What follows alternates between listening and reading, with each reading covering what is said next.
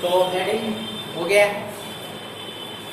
अब क्रिया के वेग को प्रभावित करने वाले कारक, और मैंने बताया था कि निम्न निम्न कारक है, किस तरह से क्या डिपेंड होगा, कैसे क्या करता है।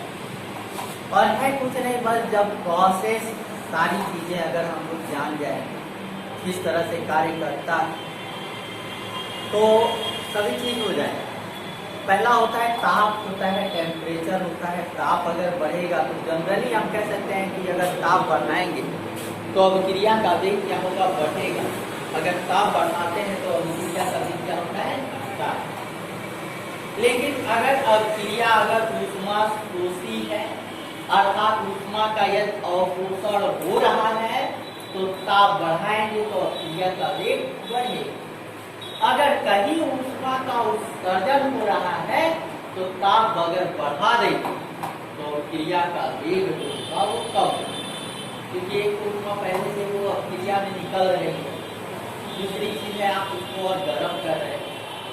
जाहिर सी बात है, अगर गर्म करोगे ऊष्मा की अभिक्रिया है, ऊष्मा बाहर निकल रही, गर्म कर रहे हैं तो उसका टेम्परेचर जो होगा वो क्या करेगा, क्रिया के वेग को।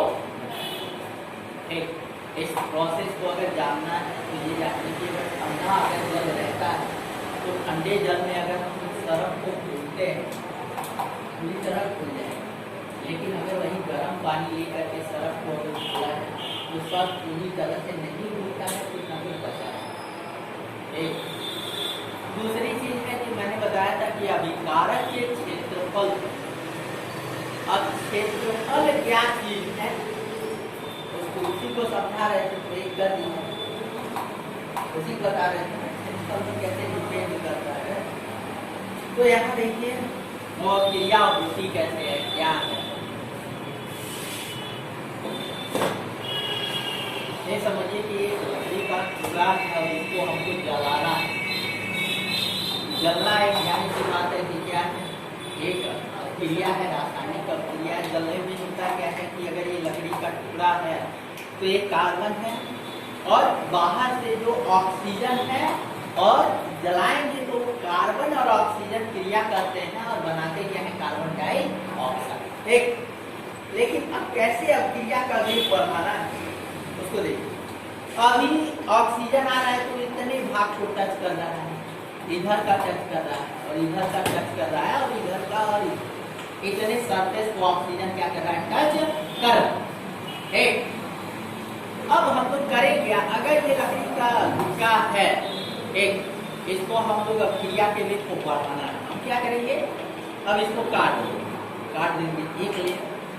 अब देखिए, अब जब ये एक हो गया, ये हट गया, अब सरफेस कितने हो गए, ये पूरा और ये पूरा बढ़ा, सरफेस बढ़ गया ना। फिर एक दूसरा काटेंगे, फिर सरफेस क्या हो, बढ़ जाएगा। अब अधिक से अधिक ऑक्सीजन इससे आएगा, बहुत अधिक ऑक्सीजन टच करेगा ना, जैसे सरफेस बढ़ेगा ऑक्सीजन के टच करने की मात्रा भी क्या होगी, बढ़ जाएगी। और जाहिर सी बात है, अगर सब पर देखिए ये रिएक्शन होते कैसे, अब कार्बन से टकराव, कोलिजन, टकराव होता है, तो यहाँ ऑक्सीजन है और कार्बन दोनों एक दूसरे से टकराएंगे, रिएक्शन होगा और कार्बन डाइऑक्साइड गैस बनेगा। जितने अधिक से अधिक मॉलिक्यूल से एक दूसरे से टकराएंगे उतना ही अभिक्रिया का वेग क्या होगा, अधिक होगा, और जितना ही कम टकराएंगे तो अभिक्रिया का वेग क्या होगा, कम होगा। और टकराव को अधिक करने के लिए हम इसके पृष्ठीय क्षेत्रफल को बड़ा कर देंगे। एक इसीलिए हम लोग जितने भी वो सॉलिड होते हैं तो सॉलिड को एक बड़ा टुकड़ा न लेकर के हम चूर्ण के रूप में, किस रूप में लेते हैं, चूर्ण। अगर चूर्ण के रूप में रहेगा तो अभिक्रिया तेजी से, अगर चूर्ण के रूप में नहीं रहेगा तो अभिक्रिया धीरे धीरे। एक जैसे लोहे का एक बड़ा टुकड़ा उसको रख दिया जाएगा तो जंग बहुत धीरे धीरे लगता है, लेकिन अगर उसी लोहे के टुकड़े को हम छोटे छोटे पार्ट में क्या करें, डिवाइड, छोटा छोटा, तब उसमें जंग बहुत तेजी से, तब जंग बहुत तेजी से लगेगी, क्योंकि हर एक पार्ट से ऑक्सीजन टच करेगा। अभी लोहे का जब टुकड़ा है तो जाहिर बात है ऊपर के सरफेस को टच कर रहा है ना, अंदर तो टच नहीं कर रहा है, अंदर के मॉलिक्यूल सारे सेफ, लेकिन कहीं इसके कई टुकड़े अगर कर दिए जाएंगे तो कहीं ना कहीं जो पहले नहीं टच कर रहा था वहाँ भी ऑक्सीजन टच कर तो ये सारी चीजें हैं। तो पहला लिखिएगा, फर्स्ट ताप, टेम्परेचर।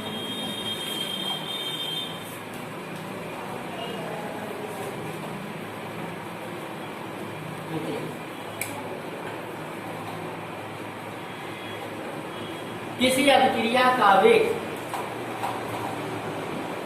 किसी अभिक्रिया का वेग ताप बढ़ाने पर, किसी अभिक्रिया का वेग ताप बढ़ाने पर सामान्यतः बढ़ता है। ये जनरल सबके लिए क्या कहेंगे, बढ़ता है। वही चीजें भी बाहर में लिखा हुआ है, बढ़ता है। आगे लिख लीजिएगा, यदि अभिक्रिया, तो मैंने लाइन जो बताया ना उसी को हम दे रहे हैं, तो भी लिख लीजिए। यदि अभिक्रिया ऊष्मा क्षेपी है, यदि अभिक्रिया ऊष्मा क्षेपी है, ताप बढ़ाने पर अभिक्रिया का वेग घटेगा। ताप बढ़ाने पर अभिक्रिया का वेग घटेगा।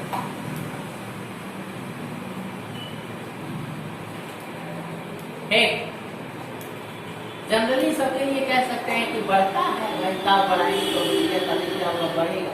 लेकिन ऐसी भी कोई अभिक्रिया होगी, यदि ऊष्मा क्षेपी है, ऊष्मा बाहर निकल रही है, तो उसका यदि हम ताप बढ़ा देंगे तो अभिक्रिया का वेग बढ़ेगा। दूसरा लिखिएगा, second point,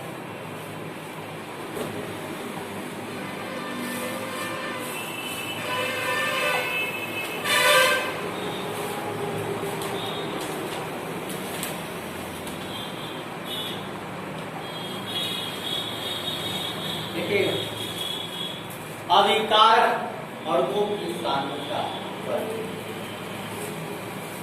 second number heading में रहेगा अभिकारक अणुओं की सांद्रता।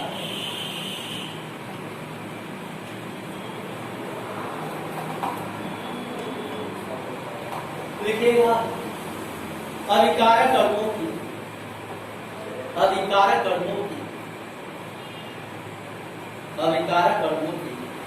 सांद्रता बढ़ाने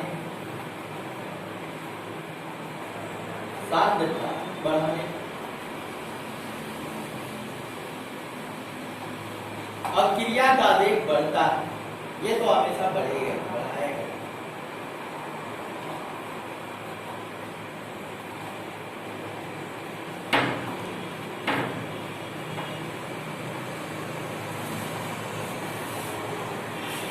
अगला नंबर प्रेरक, कैटलिस्ट। सेंटर चलता है, उसके कोचिंग सेंटर का नाम कैटलिस्ट अर्थात प्रेरक। तो लिखिएगा उत्प्रेरक की उपस्थिति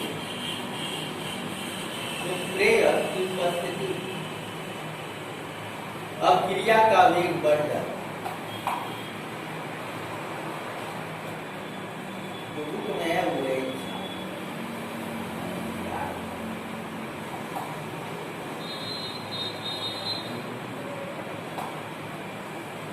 अगला लिखिएगा अभिकारक के क्षेत्र।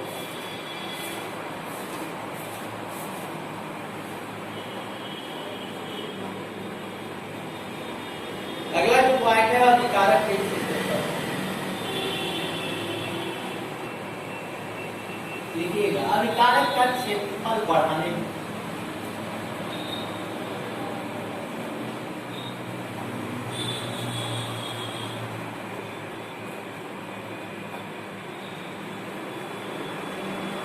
अभिकारक का क्षेत्रफल बढ़ाने अभिक्रिया का वेग बढ़ जाए, ये हमेशा बढ़ाएगा।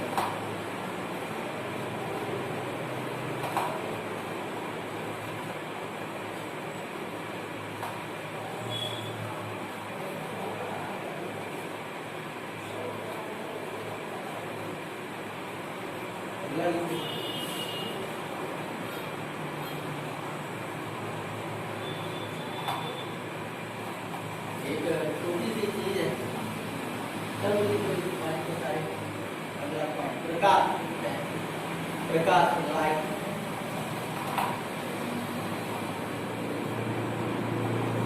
बताइए।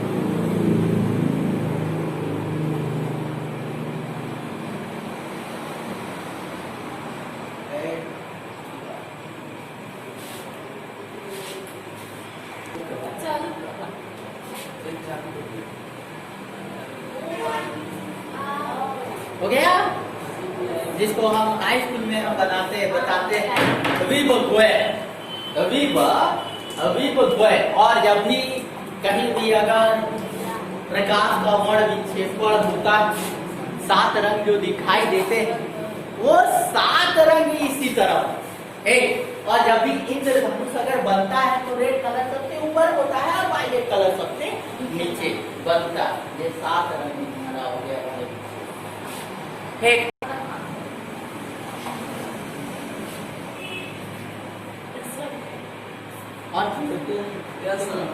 अभी नो अब यहाँ देखिए, ये रेड है और ये वायलेट। अब आते हैं चीजों को कि रेड क्या है। और हम लोग जानते हैं कि जो दृश्य प्रकाश होता है वो 4000 एंगस्ट्रॉम से लेकर के 8000 एंगस्ट्रॉम की तरंग दैर्घ्य होगी। क्या क्या क्या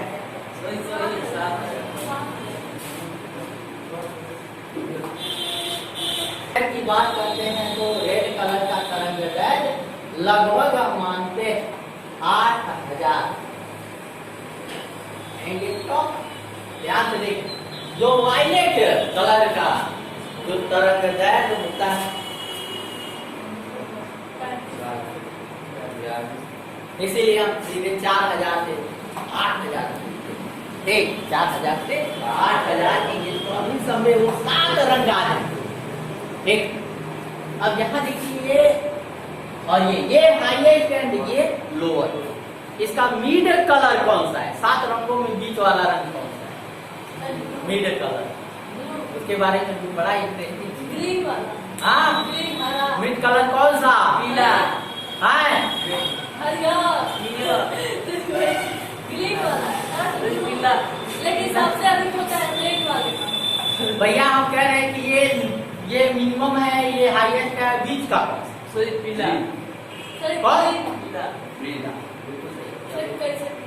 येलो कलर। उसका तरंग दैर्घ्य के हिसाब से इसको डिवाइड करते हैं और तरंग दैर्घ्य के हिसाब से डिवाइड करेंगे तो येलो कलर का जो तरंग दैर्घ्य है वो मिड में है।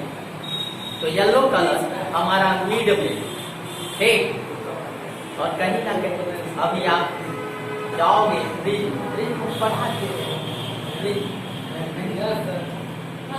पढ़ा हाई स्कूल में पढ़ाया सर। अब हम बता दे रहे हैं, वहाँ जो वर्ण विक्षेप है, जो विचलन कोण होता है डेल एम जिसको कहते हैं, डेल एम निकालने में वहाँ हम लोग जो मिड कलर का उपयोग करते हैं वो येलो। कहीं फार्मूले में आपको दिखेगा वायलेट होगा, रेड होगा और येलो। हम दिखा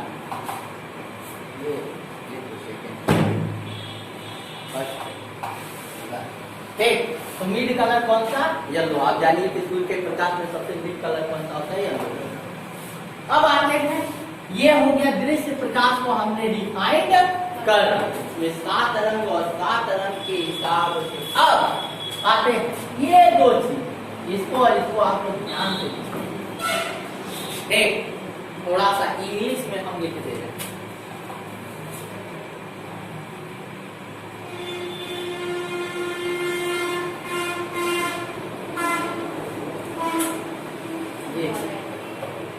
इसको इंग्लिश में क्या कहते हैं? इंफ्रारेड।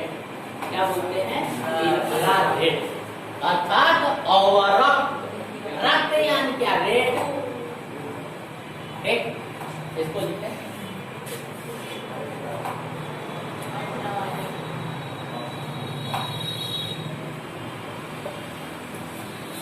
Ultra violet. इसी को कहते हैं यूवी।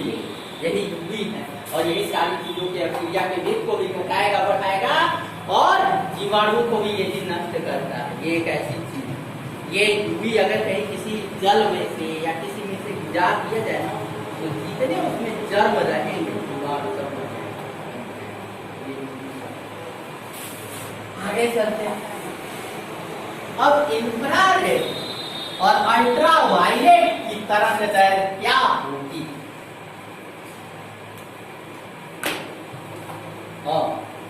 क्या होगा वो? औरक्त विकिरण का तरंग दैर्घ्य क्या हो सकता है?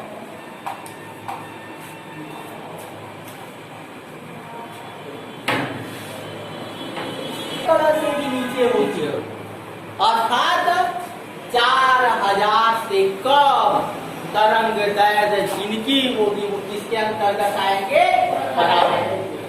पराबैंगनी अर्थात जिनकी तरंग दैर्घ्य 4000 से कम। ठीक। और रक्त विकिरण यानी जिनकी तरंग दैर्घ्य लाल कलर यानी 8000 एंगस्ट्रॉम से और तो वो औरक्त में चला जाए। और बाकी ये जो बीच का है, ठीक, 4000 का ये जो डिफरेंस दिख रहा है, इस डिफरेंस में हमारे कितने कलर दिखाई देंगे? 7। और इसको याद रखिएगा, अभी आगे जब आप लाइफ में और आगे बढ़ोगे ना, तो इन सारी चीजों का उपयोग किस तरह से क्या कैसे काम करता है, ये सारी चीजें उसमें है। ठीक। और पूरा का पूरा एक पार्टीशन दिखाना होगा आपको कि वायलेट दृश्य प्रकाश में 7 रंग, 7 रंग में बैगनी हो गया। अब बैगनी से जिसका कम रहेगा वो क्या कहलाएगा? पराबैंगनी। और औरक्त किरण क्या कहलाएगा? लाल रंग से जाते जिसकी तरंग दैर्घ्य हो जाएगी उस कैटेगरी को अलग कर देंगे, वो क्या कहलाएगा? औरक्त। ठीक। और पूरा पूरा एक चैप्टर भी है, ठीक, इसीलिए हम क्या है बता हेडिंग प्रकाश लिखेगा। सूर्य के प्रकाश की उपस्थिति, सूर्य के प्रकाश की उपस्थिति अब क्रिया का वेग बढ़ जाता। कौन बढ़ाता है? यूवी बढ़ाता। अगर कोई पूछ ले कि सूर्य के प्रकाश को कौन बढ़ाता है, तो आप सीधे कहिएगा यूवी बढ़ाएगा। क्या? सूर्य के प्रकाश में अब क्रिया का वेग बढ़ जाता है। हो गया? अगला हेडिंग लिखिए, अब क्रिया का वेग स्थिरांक।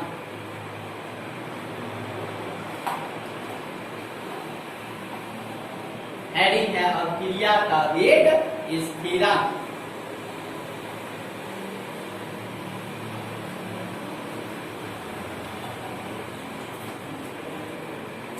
लिखिएगा, माना एक क्रिया, माना एक क्रिया निम्नवत हो रही,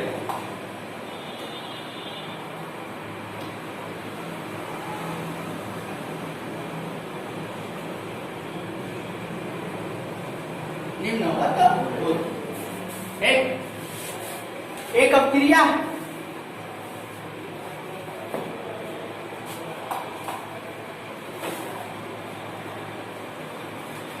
वो कैसे हो रही है?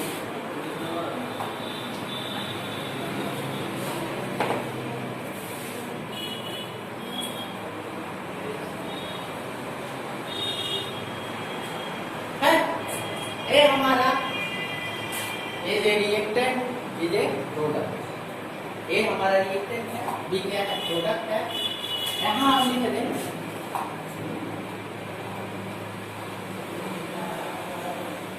और ये हमारा क्या हो गया? प्रोडक्ट। अब देखिए क्या पता है, यदि हम P = B को ले रहे हैं तो ये A मान लेते हैं, ये कितना होगा? 0 होगा। 0 का नाम क्रिया भी स्टार्ट होगी। T = स्मॉल t है तो मान लेते हैं कि X इसमें कन्वर्ट हो जाता है प्रोडक्ट में, तो ये बचेगा कितना? A माइनस है। आगे आते हैं, एक लाइन और बढ़ T + dt। अब थोड़ा सा समय और, तो थोड़ा सा रिएक्टेंट और किसमें कन्वर्ट हो जाएगा? प्रोडक्ट में। थोड़ा सा और कन्वर्ट होगा ना, तो ये जो कन्वर्ट है x + dx और कन्वर्ट प्रोडक्ट, और रिएक्टेंट हमारा कितना बचा? A - a minus x plus dx a minus 2x d अभी मैंने कहा है कि यहाँ x कन्वर्ट हो गया तो x इसमें से घट गया और थोड़ा सा समय लेते हैं और थोड़ा सा प्रोडक्ट में और कन्वर्ट हो गया तो यहाँ कितना बचे a माइनस एक तो पहले का ये पहला हो गया अब dx और कन्वर्ट होगा तो dx इसमें से घटेगा बाबू प्लस क्यों बोल रहे थे माइनस होगा अब अगर बूस्ट की बात करें अब क्रिया का अगर वेग निकालेंगे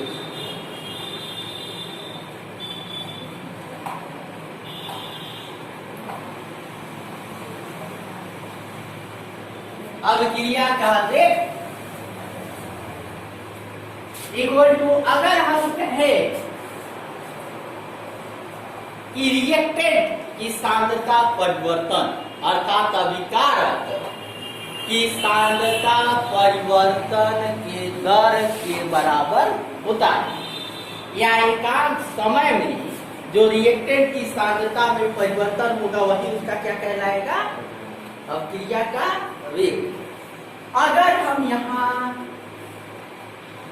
डी सी ए लिख रहे हैं अर्थात ए क्या है हमारा रिएक्टेंट अभिकारक बटा क्या कर रहे हैं डी टी तो ये प्लस में होगा कि माइनस माइनस अभिकारक है तो जाहिर सी बात है ये अभिक्रिया का क्या है वेग अब अभिक्रिया का वेग जो होता है अभिकारक की सांद्रता के क्या होता है अनुक्रमानुपाती अभिकारक की सांद्रता जितनी अधिक रहेगी अभिक्रिया का वेग उतना ही अधिक और अभिकारक की सांद्रता जितनी कम होगी अभिक्रिया का वेग उतना ही कम है अर्थात ये जो अभिक्रिया का वेग है ये एक ही सांद्रता की क्या होगा प्रोपोर्शनल एक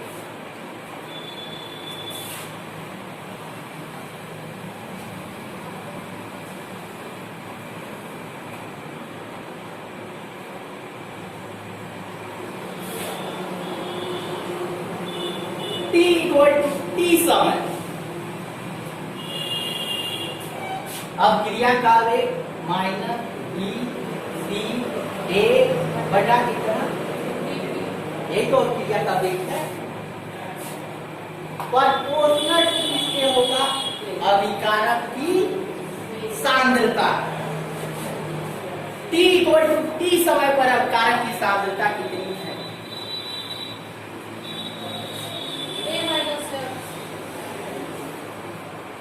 proportional to a minus x अब प्रोपोर्शनल को हटाने के लिए ही क्या बात है और उस कांस्टेंट को हम लोग कहते हैं क्या स्मॉल के और उसी स्मॉल के को हम लोग क्या क्या कहते हैं अभिक्रिया का वेग स्थिरांक अर्थात माइनस डी सी ए बटा डी टी इक्वल टू किसके हो जाएगा के और ब्रैकेट में ए माइनस हो गया व्हाट इज के ये तो है हमारा वेग इसके मिल गया नोट कर लीजिए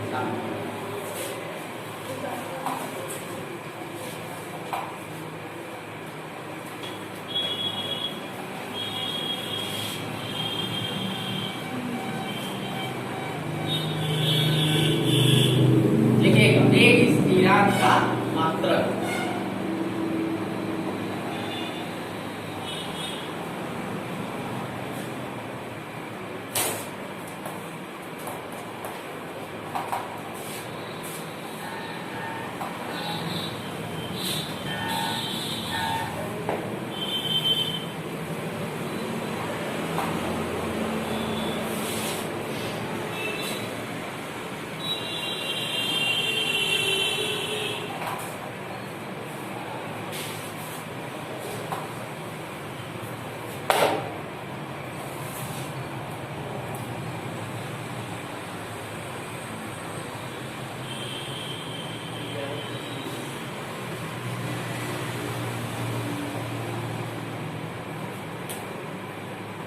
वेग स्थिरांक का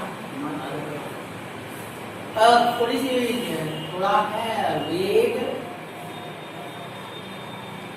इक्वल टू होता क्या है वेग स्थिरांक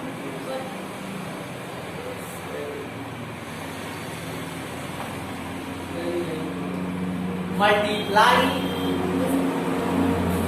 अभिकारक की सांद्रता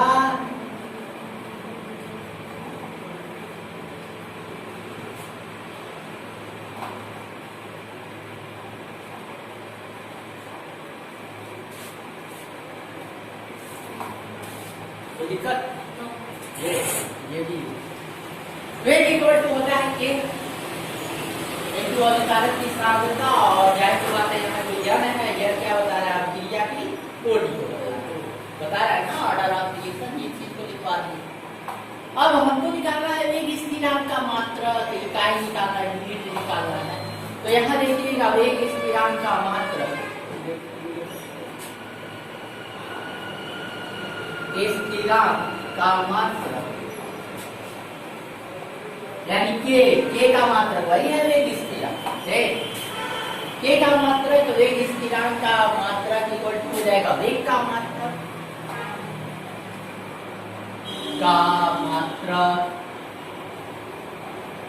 बटा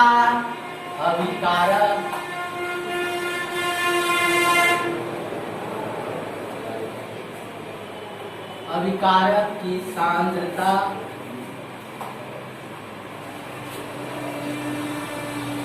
इसका पावर कितना हो जाएगा अब इसको तो हमको निकालना है यहाँ वैल्यू को रखना है। वेग का मात्रक क्या हो सकता है वेग फिजिक्स वाला कई बार कहते हैं फिजिक्स और इसके वेग में बहुत बड़ा अंतर है। शुरू में ही कहे थे यहाँ हम लोग देखो पहले बताए थे रेट ऑफ रिएक्शन क्यों कहते हैं वेलोसिटी ऑफ रिएक्शन क्यों नहीं कहते हैं बताए कि वहाँ डिस्प्लेसमेंट यहाँ कोई डिस्प्लेसमेंट नहीं हो रहा है वो मीटर पर सेकंड से कोई इकाई पर यहाँ क्या मात्रक देखिएगा वेग का मात्रक mole litre Invar second Invar बटा अभिकारक की सांद्रता कारक की सांद्रता मोल प्रति लीटर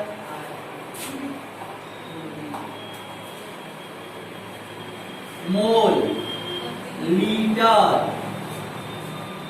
इनोवर। अब इसका पावर कितना हो जाएगा एक पावर को थोड़ा अंदर लेके आए mole litre Invar second Invar बटा मोल घातीय लीटर लीटर का घात कितना हाँ? लीटर का घात कितना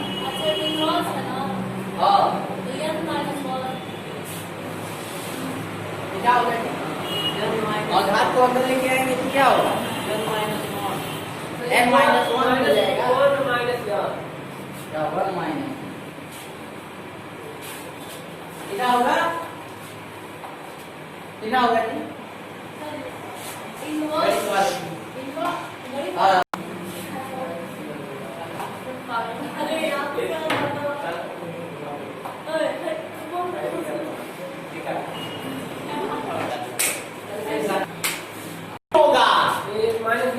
माइनस वन माइनस कहां से आ जाएगा पावर का पावर क्या होता है मल्टीप्लिकेशन ये हो गया। अब आगे देखिएगा 5 को लेके जाते हैं ऊपर इक्वल टू मोल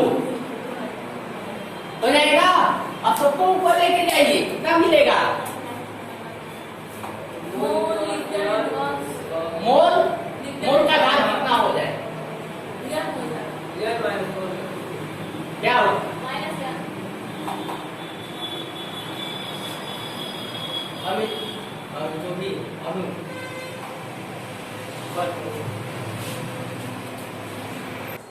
वेग स्थिरांक का ताप गुणांक लिखिए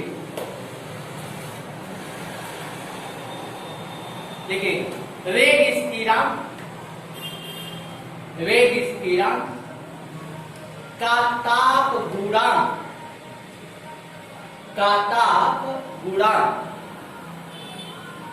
10 डिग्री सेल्सियस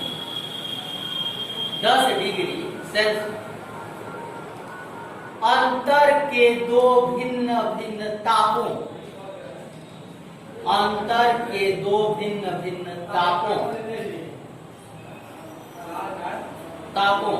पर वेग स्थिरांकों के अनुपात भिन्न भिन्न तापों पर वेग स्थिरांकों के अनुपात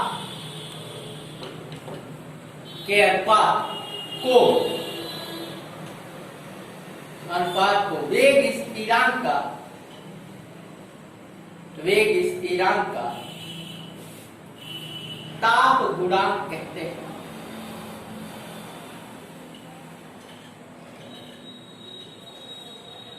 यह सामान्यतः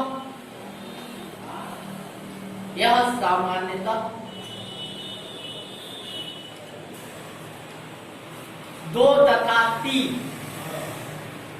के मध्य होता है।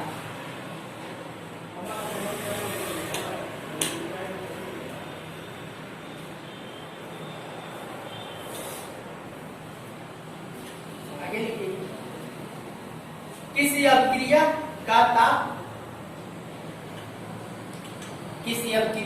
ताप 10 डिग्री सेल्सियस बढ़ाने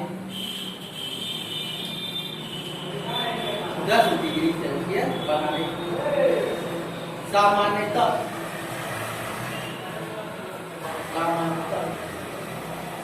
अभिक्रिया का वेग 2 गुना हो जाता है।